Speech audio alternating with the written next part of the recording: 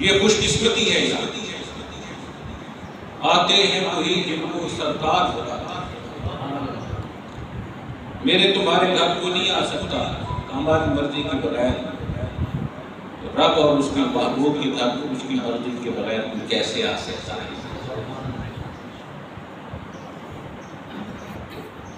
دوستو انسان کو اللہ رب العزت نے اپنی عبادت کے لیے پیدا کیا۔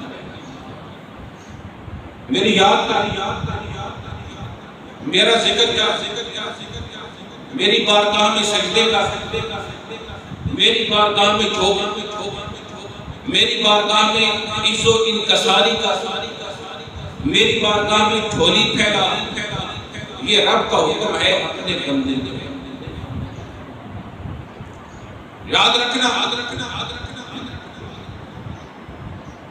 انسان کا مقصد جائیداد اکٹھی کرنا نہیں ہے، محلات بنانا نہیں ہے، باغات لینا نہیں ہے، گاڑیاں لینا نہیں ہے، پر کوئی لیتا ہے، مقصد نہیں ہے، پر ضرورت زندگی کے لیے لے سکتا ہے۔ یہ بھی اللہ کی عطا ہے۔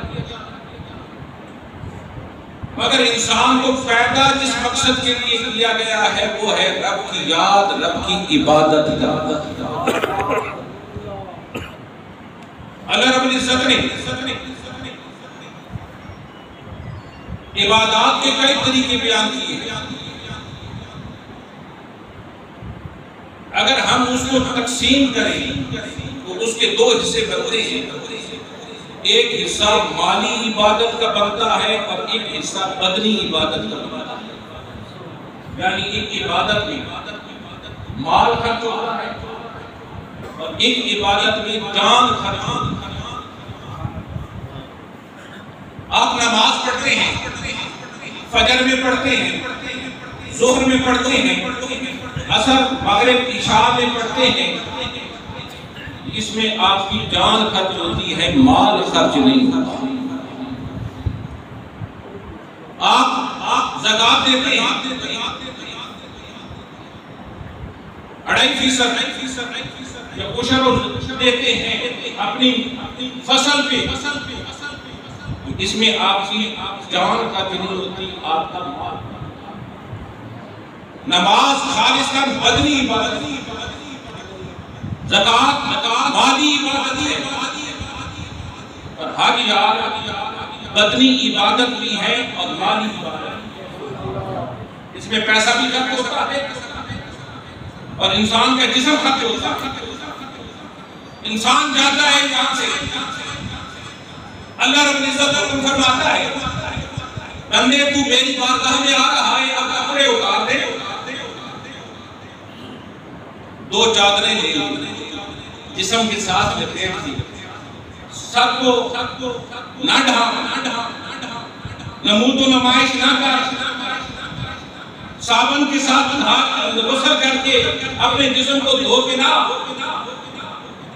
میری بارگاہ میں آتی اور انکساری کے ساتھ آپ خوشبو لگا کے نہ آ میری بارگاہ میں۔ اب بندہ جاتا ہے 2 چادروں میں، جس طرح کفن والی کنڈیشن، بندہ اوڑے ہوئے اللہ کی بارگاہ میں جا رہا ہے اور کہہ رہا ہوتا ہے اللہم لبیک لبیک اللہم لبیک لا شریک لک۔ اب بندہ اللہ کو پکار رہا ہے اور کہہ رہا ہے تیرا کوئی شریک نہیں ہے، اسی کو پکارتے پکارتے جا رہا ہے وہاں بارگاہ میں۔ اب وہاں جاتا ہے تو اس کعبہ پاک کے پاس پہنچتا ہے جو رب کا گھر ہے۔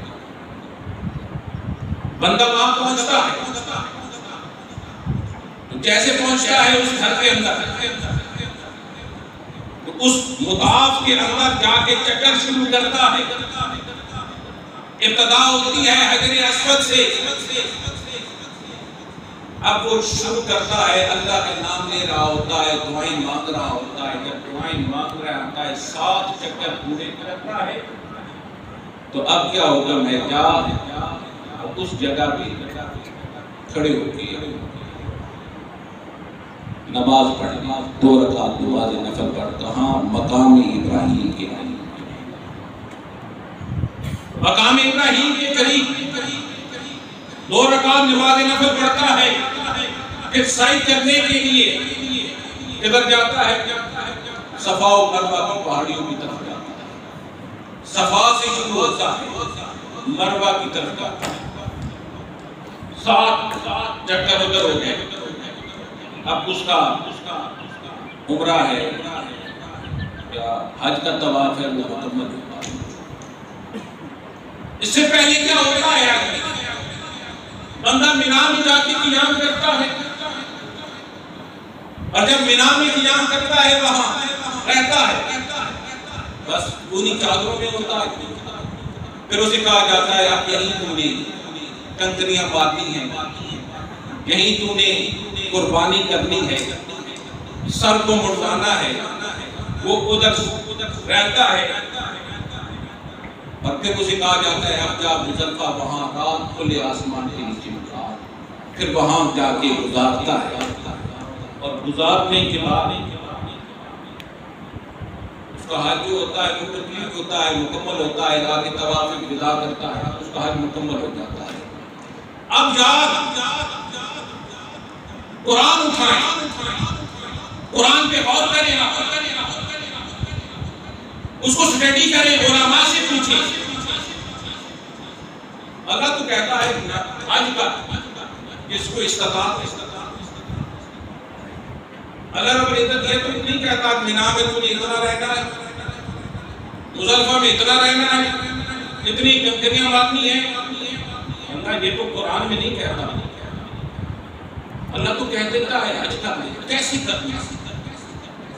کرنا ایسے ہے جیسے بددعا کے چہرے والے نے کیا ہے، میرے تمہارے آقا محمد مصطفیٰ نے، اور وہ کون ہے محمد مصطفیٰ؟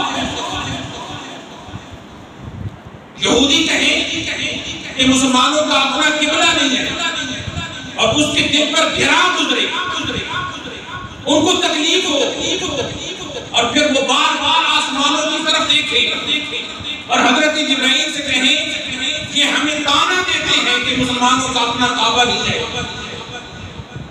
یہ تو ہمارے کعبہ کی طرف منہ کر کے نماز پڑھتے ہیں۔ اب یاد مسجد قبلتین ہے، میرا تمہارا آقا ہے، نماز پڑھ رہا ہے اس طرف منہ کر کے، ادھر تھا بیت المقدس، اور بار بار آسمان کی طرف جو دیکھا، جب بار بار آسمان کی طرف دیکھا، اللہ رب العزت کو عذاب پسند آ گئی، اور اللہ رب العزت قرآن میں کہتا ہے قد نرا تقلب وجہک فی السماء، محبوب ہم دیکھ رہے ہیں تیرا بار بار آسمان کی طرف دیکھ رہا، تو دیکھتا ہے بار بار آسمان کہ اللہ حکم فرمائے، اللہ رب العزت کیا فرماتا ہے قد نرا تقلب وجہک فی السماء وَلَنُوَلِّيَنَّكَ قِبْلَةً تَرْضَاهَا، محبوب رخ کو پھیر دے جدھر تیرا منہ ہو جائے گا، جدھر تیرا رخ ہو جائے گا، میں اسی کو اپنا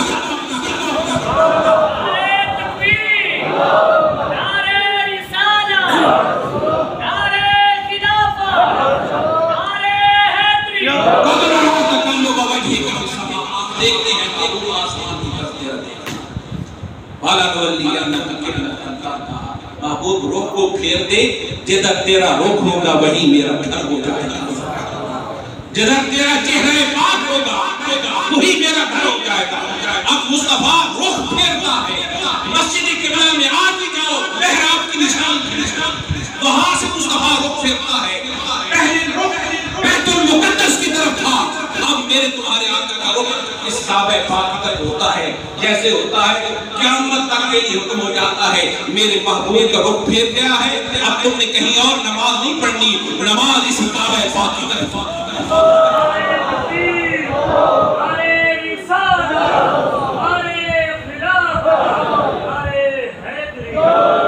اس لیے تو ہم کہتے ہیں پانی کڑ ویندا ادے مدنی مکھ پھیرے اودی کعبہ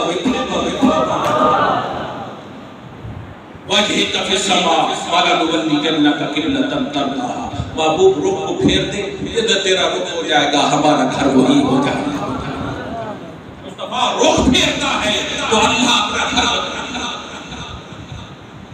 اللہ رب العزت کی شان دیکھ، اپنے محبوب کی رضا معراج جو ہے محبوب کی رضا کا، ساری کائنات رب کی رضا چاہتی ہے اور رب جو ہے اپنے یار کی والا سوف یعطیک ربک فترضی۔ اے محبوب سارے میری رضا چاہتے ہیں اور میں رب ہو کے تیری رضا چاہتا ہوں۔ مصطفیٰ رخ پھیرتے ہیں، اللہ رب العزت کعبہ بدل دیتا ہے۔ قیامت تک اب کیا کرنا ہے؟ اسی کعبہ کی سبزیوں کے نماز پڑھنا۔ کعبہ کس نے بنایا تھا؟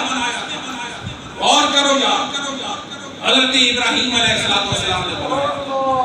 اور جب حضرت ابراہیم علیہ السلام نے کعبہ بنایا تھا تو اللہ رب العزت نے کہا ابراہیم یہاں سے آواز لگا،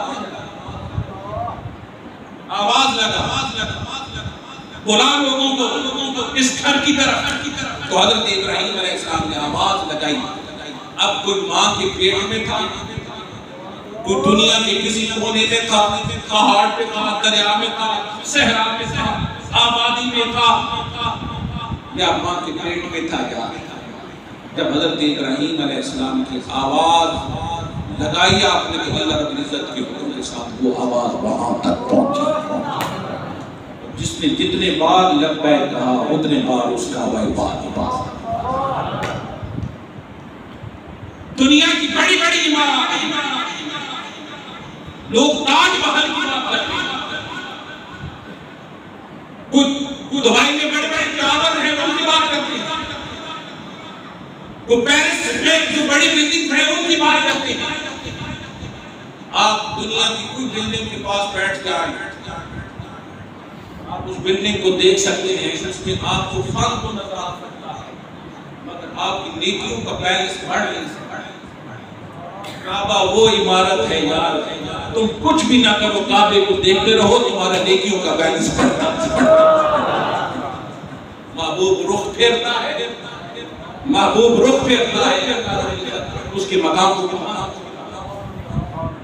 دنیا میں کسی کونے میں آپ نماز پڑھتے ہیں، گھر میں پڑھتے ہیں ایک کا ثواب ہوتا ہے، مسجد میں آ کے پڑھتے ہیں 27 کا ثواب ہوتا ہے۔ نماز اتنی ہے، سجدے اتنے ہیں، حجاب اتنا ہے، اتنا ہی رکوع ہے۔ اس کعبہ پاک کے قریب جا کے کہتے ہو نماز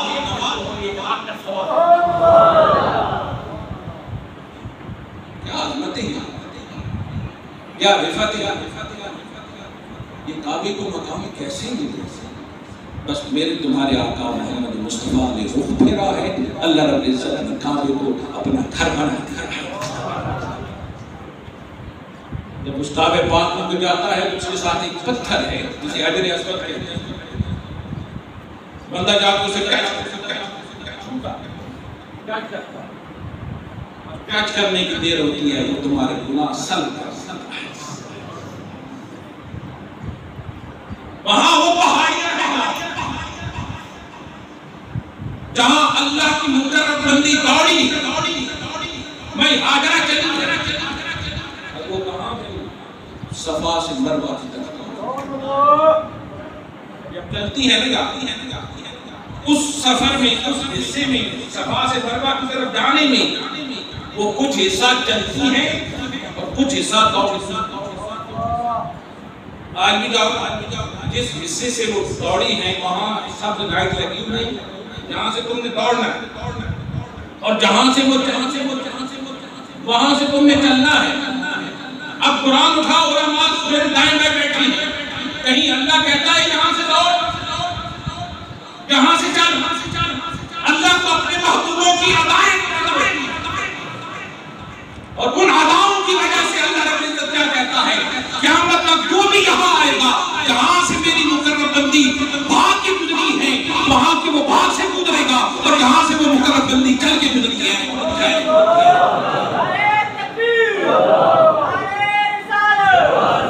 بات یہاں تک نہیں رہتی، بات یہاں تک نہیں رہتی، بات اس سے بھی آگے ہے۔ وہ پہاڑیاں ہیں تو اللہ کیا کہتا ہے؟ اِنَّ الصَّفَا وَالْمَرْوَةَ مِنْ شَعَائِرِ اللَّهِ۔ وہ صفا و مروہ کیا ہیں؟ ان کو عام پہاڑی نہ سمجھ، اللہ فرماتا ہے اب یہ عام نہیں ہو گئی، یہ پہاڑیاں تو میری نشانی بن گئی۔ ہاں بندہ حج کے لیے جاتا ہے، زیارت کعبہ کرتا ہے، اور جب زیارت کعبہ حج کر لیتا ہے تو پھر اگلا سٹیپ کیا ہوتا ہے؟ حج ہو گیا، اور جب حج ہو گیا ہے اس کے بعد مدینہ پاک کی طرف سفر کرتا ہے۔ آب زمزم بھی پیا اور بجھائی پیاسی، آب زمزم بھی پیا اور بجھائی پیاسی۔ آؤ اب ساتویں کوثر کا دریا دیکھیے، حضرت ابراہیم کے قدموں سے لگا آؤ اس طرف جاتے ہیں جہاں ساتویں کوثر جو ہے، مالک کوثر جو ہے جسے اللہ نے بنایا ہے، مالک کوثر، اس کے دریافت میں دیکھتے ہیں کیسا ہے۔ آب زمزم بھی پیا اور بجھائی پیاسی، آؤ اب ساتویں کوثر کا دریا دیکھیے۔ بندہ وہاں سے جب طواف کر لیتا ہے، سب کچھ ہو گیا، اور مدینہ پاک کی طرف جاتا ہے، اور مدینہ پاک دنیا کے کسی کونے میں آپ کو بڑے بڑے حسین ملک ہیں، بڑی حسین وادیاں ہیں، بڑی حسین آبادیاں ہیں، پہاڑ ہیں، اور آپ اس کو جنت نہیں کہہ سکتے۔ دنیا میں کہیں چلے جاؤ جنت نہیں کہہ سکتے، پر مدینہ پاک میں ایک ٹکڑا ہے، ایک ٹکڑا ہے، اور وہاں روضہ اقدس پہ لکھا کھڑا ہے، ما بین بیتی و منبری روضۃ من ریاض الجنہ، میرے گھر سے لے کر میرے منبر تک کتنی جگہ ہے وہ جنت کے باغوں میں سے باغ ہے۔ دنیا کے کسی سے کو آپ جنت نہیں کہہ سکتے، مگر اس ٹکڑے کو جنت کہا گیا۔ اچھا یار، وہ جنت کا حصہ بنا ہے، دیکھیں نا یار، حضرت بی بی حاجرہ اللہ کے نبی کی ماں، اللہ کی مقرب بندی، دوڑتی ہیں چلتی ہیں پہاڑیوں کے درمیان، تو اللہ کہتا ہے صفا اور مروہ میری نشانی ہو گئی، قدم لگی ہیں، دوڑی ہیں، چلی ہیں، جہاں بی بی حاجرہ چلے نا، اللہ اس جگہ کو اپنی نشانی بنا دیتا ہے، اور جہاں ابراہیم کے قدم لگے نا، اللہ کہتا ہے اسی کے ساتھ وَاتَّخِذُوا مِن مَقَامِ إِبْرَاهِيمَ مُصَلًّى، اسی مقام ابراہیم کو مصلی بنایا کر اللہ کہتا ہے یہی نمازیں پڑھو، میرے مقرب بندے کے قدم لگی۔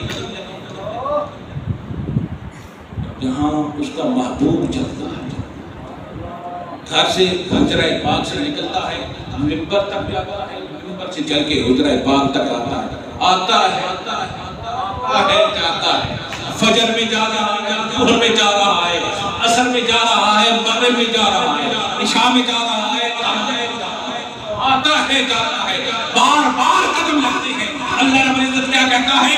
اب محبوب تیرے بار بار قدم لگتے ہیں، میں کیا کرتا ہوں؟ ہے زمین کا ٹکڑا مگر اس ٹکڑے کو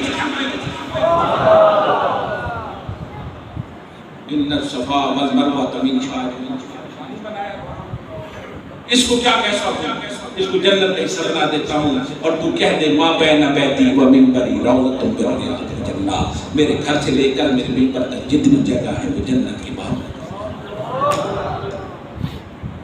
مدینہ پاک کیا ہے؟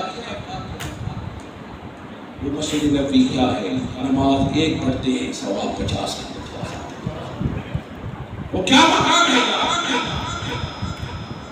وہاں تو بیماری تھی، جب میرے آقا نہ آئے تھے ہو جاتا تھا، بیمار ہو جاتا تھا، مصطفیٰ نے قدم رکھا تو کیا کہا غبار المدینہ شفاء، اب یہ مٹی یہ بیماری والی مٹی نہیں ہے، غبار المدینہ شفاء، اللہ رب العزت نے اس مٹی میں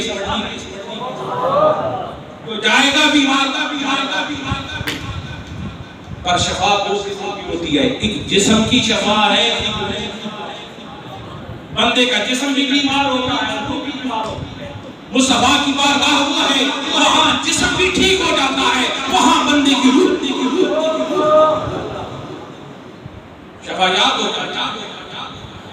دوستو پھر وہاں کیا ہے؟ وہ تو وہ جگہ ہے قسمیں کھانے سے پاک ہے. میرا رب قسمیں کھانے سے پاک ہے. کیا کہتا ہے؟ بولیے اللہ رب العزت کیا کہتا ہے اپنے محبوب کی شہد کے بارے میں؟ کیا فرماتا ہے؟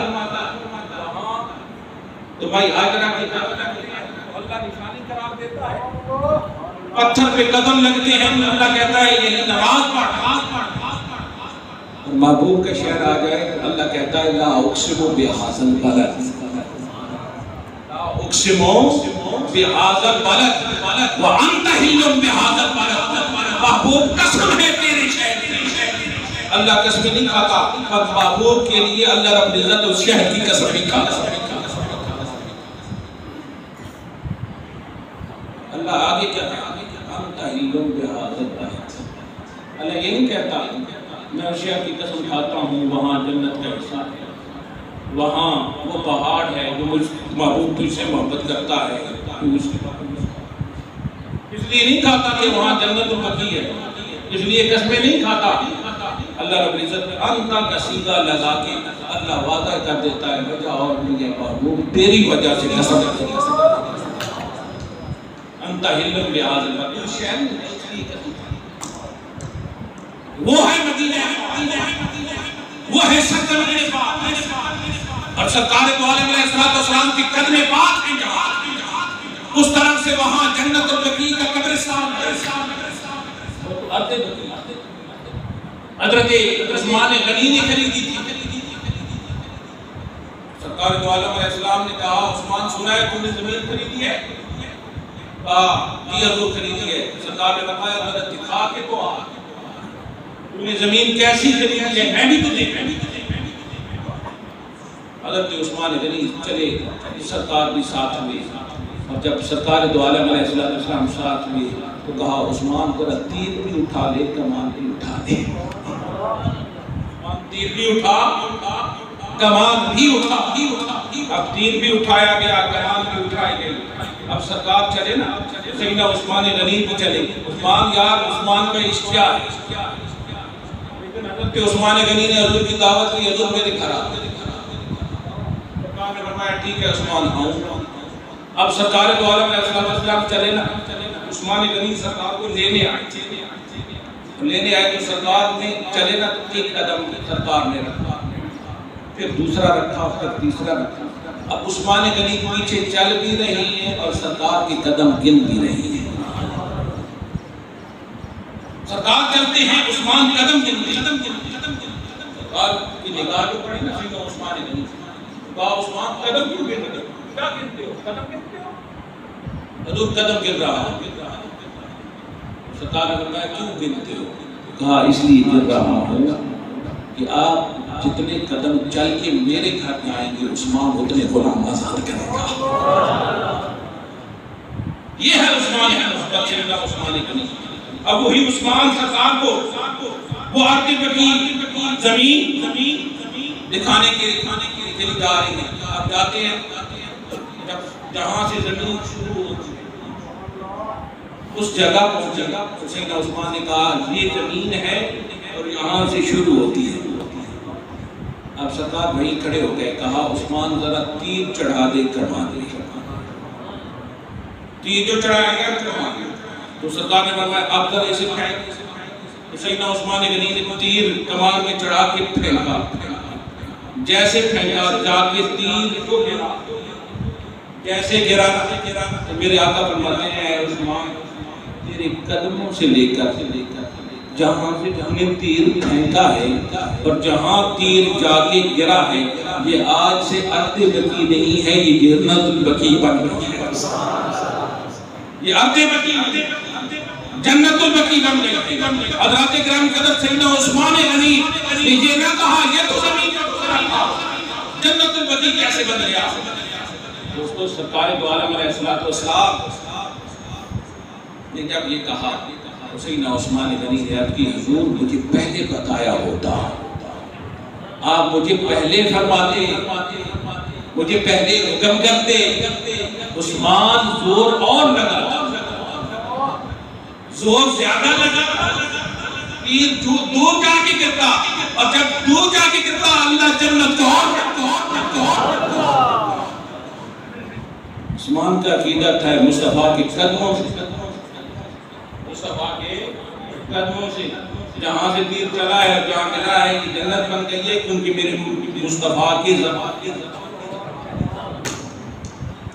یہ وہ مدینہ پاک ہے۔ دنیا میں کسی کونے میں آپ چلے جائیں، آپ کو مدینہ جیسا شہر جیسا نہیں آتا۔ آج بھی جاؤ سڑکوں پہ لکھا مدینہ المنورہ، وہ تو یار یسرب تھا، منورہ کس نے کرا؟ منورہ کا معنی ہوتا ہے روشن، روشنی والا، نور والا۔ منورہ کس نے کر دیا؟ روڈوں پہ لکھا ہوا ہے۔ میرے نبی کے قدم لگتے گئے، اللہ رب العزت مدینہ المنورہ کرنا۔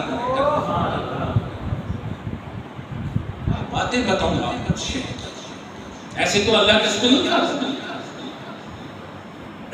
ایسے تو بس میں تو کھا جا رہی۔ وہ بہت بڑا شہر ہے، وہ مقام ایسا مقام ہے جس پر ہر بندے کی خواہش ہوتی ہے میں جاؤں زیارت کی۔ یہ خاص بات ہوتی ہے وہاں حاضری کرنا، یہ اللہ رب العزت کا جو ہے کرم ہوتا ہے بندے کے اوپر۔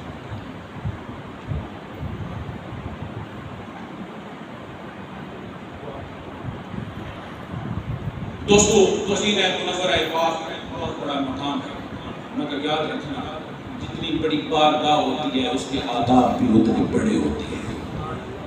ادب پہلی بات ہے، ادب پہلا قرینہ ہے محبت کے قریب۔ ادب پہلی، آپ لاکھوں حج کرتے رہیں، ادب سے خالی ہے تو کچھ بھی نہیں۔ میں نے وہاں جا کر دیکھا ہے کعبے کی طرف پاؤں کر کے پڑے ہیں، قرآن سر کے نیچے ہے۔ یار ادب تو پہلی بات ہے، اللہ کی ادب نہیں سکھاتا قرآن میں کہہ دیتا یا الذین آمنوا لا ترفعوا اصواتکم فوق صوت النبی، نبی کا ادب اللہ سکھاتا ہے، آداب سکھاتا ہے اپنے معبود کے۔ یہاں سے جاتے ہیں خاموش نادر بات کھڑے ہوئے ہیں، وہ کیا جگہ ہے وہاں؟ تو یار فرشتے جب سے شروع ہوئے ہیں بنے ہیں قیامت تک ہر فرشتے کی ایک بات باری آتی ہے۔ 70,000 ملائکہ آتے ہیں درود پاک پڑھتے ہیں، شام کو 70,000 ملائکہ آتے ہیں درود پاک پڑھتے ہیں۔ جب پڑھتے ہیں جس فرشتے کی ایک مرتبہ باری آ جائے دوبارہ اس فرشتے کی باری نہیں آتی۔ یہ امتی ہے بار بار مصطفیٰ کے در پہ جاتا ہے۔ ادب پہلی بات ہے، سارا معاملہ ادب کے ساتھ ہے۔ صدیق اکبر کی زندگی کو دیکھیں، مولا علی کی زندگی کو دیکھیں، حسنین کریمین کی زندگی کو دیکھیں، اس کی مصطفیٰ کا ادب ہی ادب جو جائے وہاں کے آداب کو بنا، صرف سجدے کرنا مقصد نہیں ہوتا، صرف وہاں چادریں اوڑھ کے کھڑنا چکر لگانا مقصد نہیں ہوتا۔ ادب پہلی چیز ہے، ادب ہے تو سب کچھ ہے۔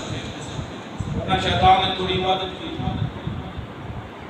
اللہ کا آج تک سب کا اعزاز کرتا ہے، ایک ہی مانگتا ہے مشرک نہیں ہے۔ خدا کہتا ہے جو کافر کیوں؟ اللہ کی مقرر بندے کی ادب سے خادم سے اللہ کا فضل ہے۔ آداب ہے، ادب پہلا قرینہ ہے محبت کے قرینہ ہے۔ ادب پہلی بات ہے، ادب کرے آداب کے ساتھ خود سکھاتا ہے۔ اصول ہے یاد، بڑے کے آداب چھوٹا سکھاتا ہے، یہ اصول ہے، بڑے کے آداب چھوٹا سکھاتا ہے۔ ایس پی ہو نہ ڈی آئی جی کے آداب کو سکھائے گا، تھانے دار ایس پی کے سکھائے گا، چھوٹا بڑے کے سکھاتا ہے۔ واہ مصطفیٰ تیری شان تیرے آداب خدا، وہاں جانا کیسے ہے؟ اٹھی آواز، اٹھی آواز، بات تجھے کیا عظمتیں نہیں ہے تیرے رب۔